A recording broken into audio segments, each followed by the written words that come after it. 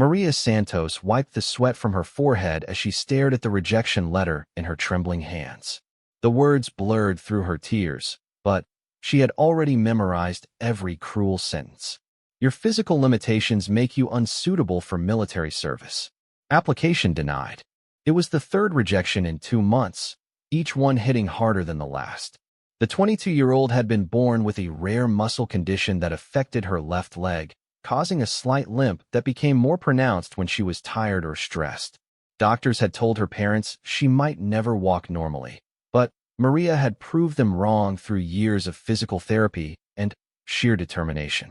She had learned to compensate so well that most people never noticed her condition unless they looked closely. Growing up in a small Texas town, Maria had always dreamed of serving her country. Her grandfather had fought in World War II, her uncle in Vietnam, and her older brother was currently deployed overseas. Military service wasn't just a career choice for her family. It was a calling, a way to honor their heritage and give back to the nation that had given them so much when they immigrated from Mexico 3 generations ago. But the military medical examiners saw only her weakness, not her strength. They focused on her limp, not her perfect marksmanship scores from the local shooting range. They noted her slower running time, not her exceptional scores on written exams or her ability to lead others under pressure. Every recruiter she met seemed to make up their mind the moment they saw her walk through the door. The rejection from the Army had been the most devastating. The recruiting sergeant, a gruff man with cold eyes, had barely looked at her test scores before shaking his head. "The Army needs soldiers who can keep up," he had said dismissively. "We can't have someone who might slow down the unit or become a liability in the field." His words echoed in her mind for weeks afterward. Maria's family tried to comfort her, suggesting she pursue other careers where she could make a difference. Her mother encouraged her to become a teacher. Her father thought she should use her intelligence for engineering or medicine. But Maria felt a deep emptiness whenever she imagined herself in any other profession. The military wasn't just what she wanted to do. It was who she was meant to be. She had studied military history since she was a child, memorizing famous battles and strategies. She understood weapons systems, tactical planning, and military law better than most recruits who were accepted without question. Her academic achievements were outstanding, her leadership skills proven through years of community involvement and volunteer work. Yet none of that seemed to matter when weighed against her physical limitation. The small apartment she shared with her roommate became a prison of self-doubt. Maria stopped going out with friends, stopped attending the weekly family dinners that had always been sacred in the Santos household. She spent her days applying for civilian jobs she didn't want, going through the motions of building a life she had never planned to live. Her bank account was dwindling rapidly, and the pressure to find employment was mounting. The rejection letters were piling up on her desk, each one a reminder of doors being slammed in her face. Some responses were form letters that didn't even acknowledge her qualifications. Others were more personal but equally crushing, with recruiters explaining that while they admired her determination, military regulations were clear about physical standards.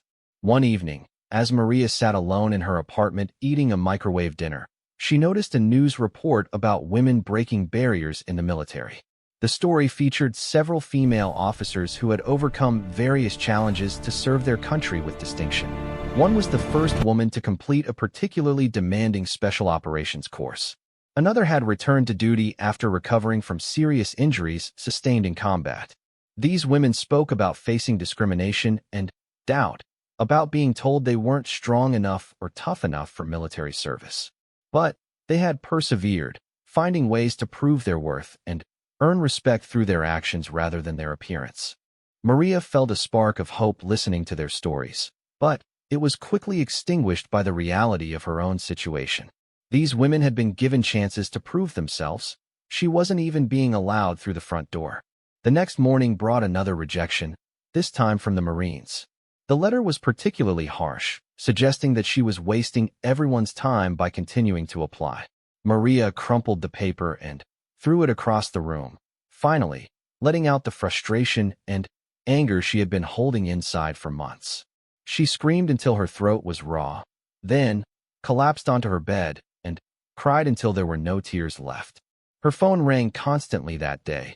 Her mother, her brother calling from overseas, friends who had heard about the latest rejection. But Maria couldn't bring herself to answer.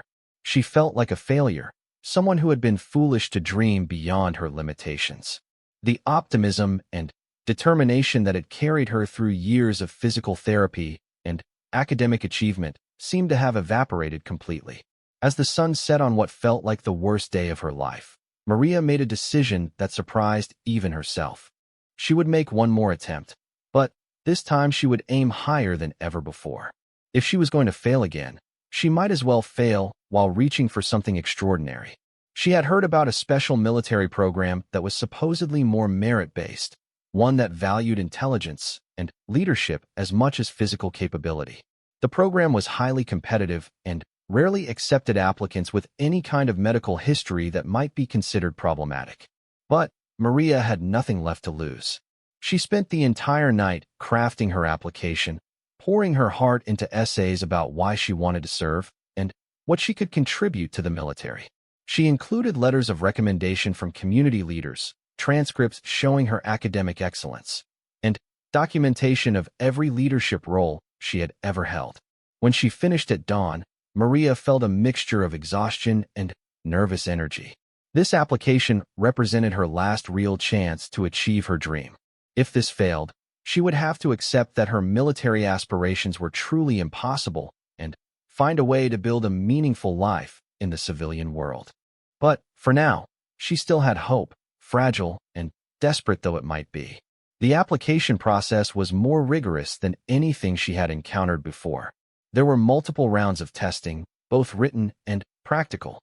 Physical assessments were included, but they seemed to be just one component among many rather than the sole determining factor she had encountered elsewhere.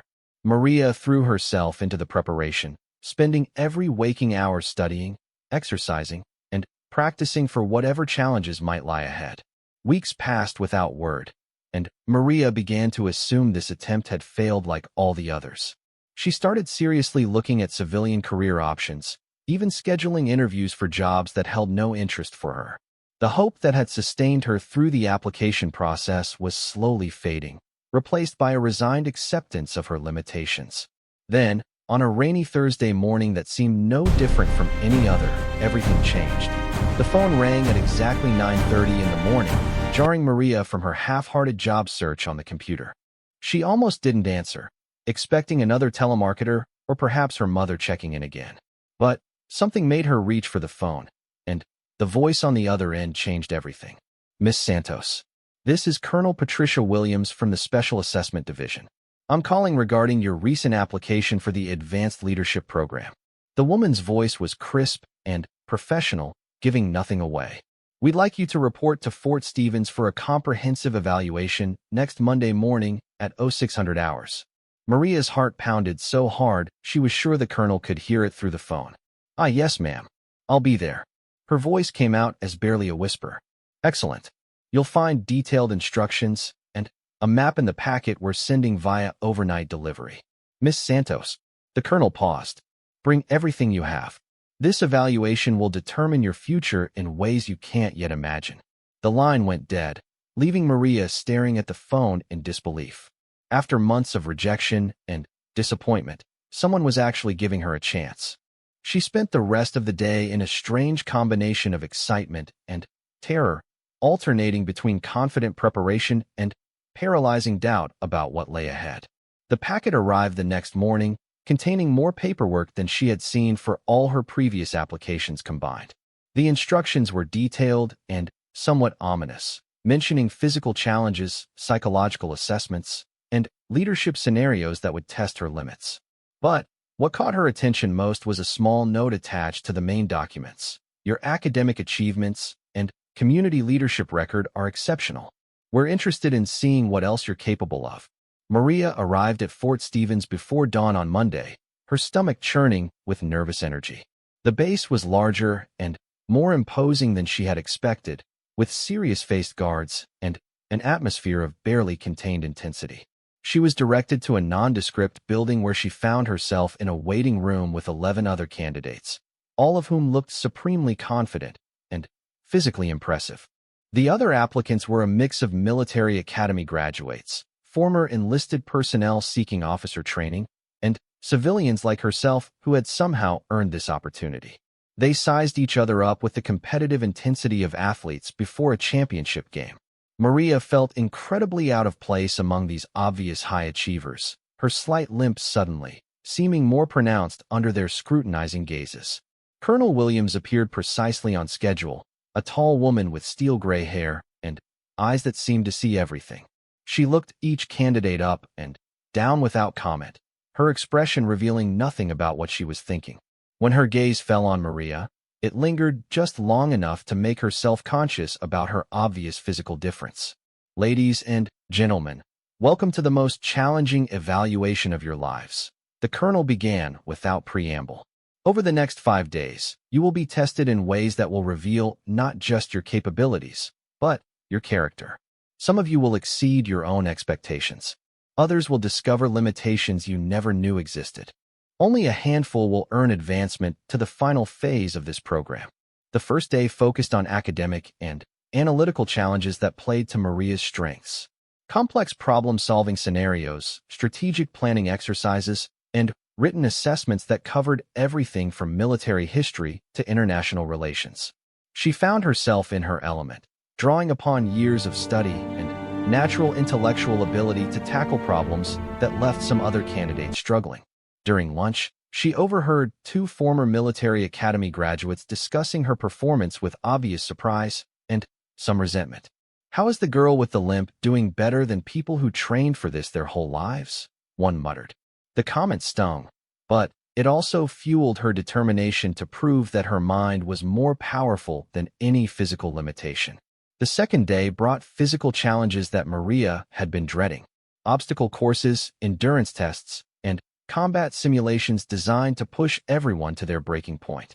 She struggled more than the others, her modified gait making certain obstacles particularly difficult. But she noticed that the evaluators were taking notes about her problem-solving approach and determination as much as her completion times. When she fell behind during a particularly grueling run, Maria expected to be eliminated on the spot. Instead, she found herself paired with Captain Rodriguez, a combat veteran who had lost his left arm in Afghanistan.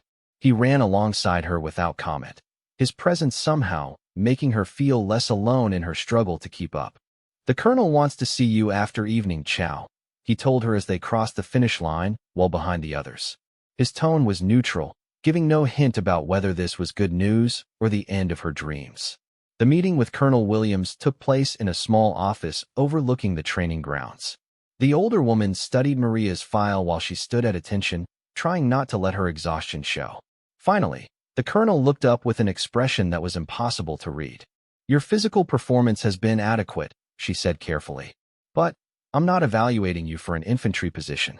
Your analytical scores are in the top percentile, your leadership assessments are outstanding, and several instructors have noted your ability to motivate others even when struggling yourself." Maria remained silent, afraid that speaking might somehow jinx this moment. However, the colonel continued, "There are concerns about whether you can handle the physical demands of military service, regardless of your specific role. Tomorrow's exercises will be particularly challenging. I need to see that you won't become a liability to yourself or others in high-stress situations." That night, Maria barely slept. She knew tomorrow would determine everything, and the pressure was overwhelming. She thought about calling her family, but decided against it. This was something she had to face alone. The third day dawned gray and cold, matching her mood perfectly.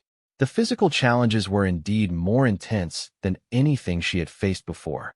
But something had changed in how the other candidates treated her. Word had spread about her academic performance, and several offered encouragement or practical advice for handling specific obstacles. When she struggled with a rope climb that aggravated her leg condition, the candidate who had been most dismissive of her on the first day suddenly appeared beside her. "Use your core more than your legs," he advised quietly. "Pull with your arms and let your body do the work." It was a small gesture, but it meant everything in that moment. The day's final challenge was a leadership scenario where each candidate had to guide a team through a complex mission simulation. When Maria's turn came, she found herself in charge of the same people who had initially dismissed her capabilities.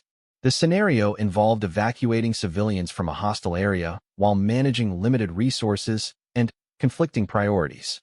Drawing upon everything she had studied about military leadership and crisis management, Maria quickly assessed the situation and began issuing clear, logical instructions. When team members questioned her decisions, she explained her reasoning rather than simply demanding obedience. When the simulation threw unexpected complications their way, she adapted quickly while keeping the team focused on their primary objectives. The exercise concluded with a successful mission completion and, something Maria hadn't expected, genuine respect from her teammates. They had seen her think clearly under pressure and make decisions that kept everyone safe while accomplishing their goals. Her physical limitations hadn't mattered when her mind was fully engaged in solving complex problems. Colonel Williams observed everything from a raised platform, taking notes, and occasionally speaking into a radio headset. When the exercise ended, she called Maria aside once again. "Interesting performance today," she said, her tone still giving nothing away. "Your team completed their mission faster than any other group, with no casualties and minimal resource expenditure. They've also specifically requested to work with you again if given the opportunity." Maria felt a surge of hope, but tried to keep her expression neutral. "Report to Building 7 tomorrow morning at 0500 hours, the colonel continued. "There's someone who wants to meet you before we proceed with the final evaluation phase. Don't be late, and don't let me down." As Maria walked back to her temporary quarters, she felt cautiously optimistic for the first time in months. Someone believed in her abilities enough to give her chances she had never thought possible. Whatever tomorrow brought, she was ready to face it with everything she had. Maria arrived at Building 7 15 minutes early, her nerves stretched tight with anticipation and worry. The structure was different from the others on the base, older, more formal, with an air of serious importance that made her straighten her posture automatically. The guard at the entrance checked her identification twice before directing her to a waiting area furnished with heavy wooden chairs and military portraits dating back decades. At exactly 5 o'clock, the door opened and Colonel Williams emerged, but she wasn't alone. Behind her walked a man whose presence immediately commanded attention. He was tall and lean, probably in his early 60s, with silver hair and intelligent eyes that seemed to take in everything at once. The stars on his uniform indicated a rank that made Maria's heart race with nervous energy. "Miss Santos," Colonel Williams said formally, "I'd like you to meet General Thomas Harrison, Commander of Strategic Development Operations." Maria snapped to attention with military precision she had practiced countless times in her bedroom mirror, hoping her voice wouldn't betray her nervousness. "Good morning, General Harrison, sir." The general studied her for a long moment that felt like hours. His gaze was penetrating but not unkind, as if he were looking past her obvious physical limitation to see something deeper. When he finally spoke, his voice carried an authority that came from decades of command experience. "At ease, Miss Santos. Colonel Williams has been telling me interesting things about your performance this week." He gestured toward the chairs. "Please sit down. We have much to discuss." As they settled into the heavy furniture, General Harrison opened a thick folder that contained what appeared to be Maria's entire life history. Academic transcripts, medical records, letters of recommendation, psychological evaluations from the past few days, and detailed reports from each challenge she had faced. "I've been following your case since your application first crossed my desk," he began, causing Maria's eyes to widen in surprise. "Your academic credentials are exceptional, your leadership potential is obvious, and your determination is remarkable. But I won't lie to you. There are significant concerns about your physical limitations in a military environment." Maria's heart sank, anticipating another rejection despite how far she had come. However, the general continued, raising a hand to stop her from speaking. "I've spent 37 years in the military, and I've learned that our greatest assets aren't always the ones who look the part. Some of our most valuable officers have been people who had to work twice as hard to prove themselves, who understood that strength comes in many forms." He leaned forward, his expression becoming more personal. "Tell me, Miss Santos, why is military service so important to you? And please don't give me a rehearsed answer about serving your country. I want to know what drives you personally." Maria took a deep breath, knowing this moment would shape everything that followed. General, I've always felt like I was meant to solve problems and lead people through difficult situations. When I was younger, my physical condition made me different, and I learned that being different meant I had to find creative solutions that others might miss. The military needs people who can think beyond conventional approaches, who can find ways to accomplish missions even when circumstances aren't ideal. She paused, gathering courage for what came next. I've been rejected so many times because people see my limp and assume I'm weak. But my condition has made me stronger in ways that don't show on a physical fitness test. I understand what it means to overcome obstacles, to adapt when things don't go according to plan, and to keep pushing forward when everyone expects you to give up. General Harrison nodded slowly, making notes in the margins of her file. The military has historically been resistant to change, Miss Santos. We've excluded people based on rigid standards that don't always reflect the realities of modern warfare and military operations. But times are changing, and so must we. He stood and walked to the window overlooking the training grounds where other candidates were beginning their morning exercises. I'm going to tell you something that few people know. 20 years ago, I nearly ended my own military career because I questioned a superior's decision to exclude a highly qualified candidate due to what I considered an irrelevant physical characteristic. I was told to fall in line or face consequences for my career. The general turned back to face Maria, his expression serious but determined. I chose to fall in line then, and I've regretted it ever since. That candidate went on to serve with distinction in civilian roles, but we lost someone who could have contributed enormously to military operations. I won't make that mistake again. Colonel Williams, who had been silent throughout the conversation, finally spoke. General Harrison has been developing a new program designed to identify and utilize talents that our traditional recruitment methods often overlook. It's a pilot initiative that could change how we evaluate potential officers. The Advanced Strategic Leadership Track, General Harrison explained, returning to his seat. It's designed for individuals who possess exceptional analytical abilities, innovative thinking skills, and natural leadership qualities, regardless of whether they meet every traditional physical standard. Graduates would serve in planning, intelligence, strategic development, and command support roles where mental capabilities are more critical than physical performance. Maria felt her heart racing as the implications became clear. Are you saying? I'm saying that I want you to be the first candidate accepted into this program, General Harrison stated directly. It won't be easy. You'll face skepticism from traditionalists who believe military service requires conformity to established physical standards. You'll have to prove yourself constantly and exceed expectations in every area where you excel. The weight of the opportunity was overwhelming. After months of rejection and disappointment, someone was not only offering her a chance, but creating a new path specifically designed to utilize her strengths rather than focus on her limitations. There will be additional training requirements, Colonel Williams added. Modified physical conditioning that works with your abilities rather than against them, specialized courses in strategic planning and analysis, and leadership development that prepares you for command roles where your unique perspective will be valued. General Harrison closed the file and looked directly into Maria's eyes. This is uncharted territory for all of us. If you accept this opportunity, you'll be pioneering a new approach to military service that could open doors for countless others who have been excluded by outdated standards. Are you prepared for that responsibility? Maria thought about all the rejection letters, all the recruiters who had dismissed her without truly considering her capabilities, all the nights she had wondered if her dreams were impossible. Now she was being offered not just acceptance, but the chance to change the entire system for others like herself. Yes, sir, she said firmly, her voice strong and clear. I'm ready to prove that strength comes in many forms, and that the military's greatest asset is the diversity of minds and perspectives we bring to serving our country. General Harrison smiled for the first time since entering the room. Outstanding. Colonel Williams will handle your formal acceptance paperwork and arrange your assignment to the Strategic Development Operations Division.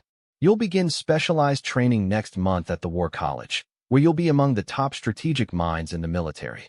As Maria signed the documents that would change her life forever, she thought about her grandfather who had fought in World War II, her uncle who had served in Vietnam, and her brother currently deployed overseas. She was about to join their legacy of service, but in a way that honored both tradition and innovation. 6 months later, Lieutenant Maria Santos stood before a group of new recruits, sharing her story and explaining the various paths available for military service. Among the audience sat several young people with disabilities who had never imagined they could serve their country in uniform. Her presence alone was proof that determination and capability could overcome any limitation when the right opportunity presented itself. The program General Harrison had created expanded rapidly, attracting candidates who brought fresh perspectives and innovative solutions to military challenges. Maria's success became a model for others, demonstrating that true strength lay not in conforming to traditional expectations, but in maximizing each person's unique potential in service of their nation.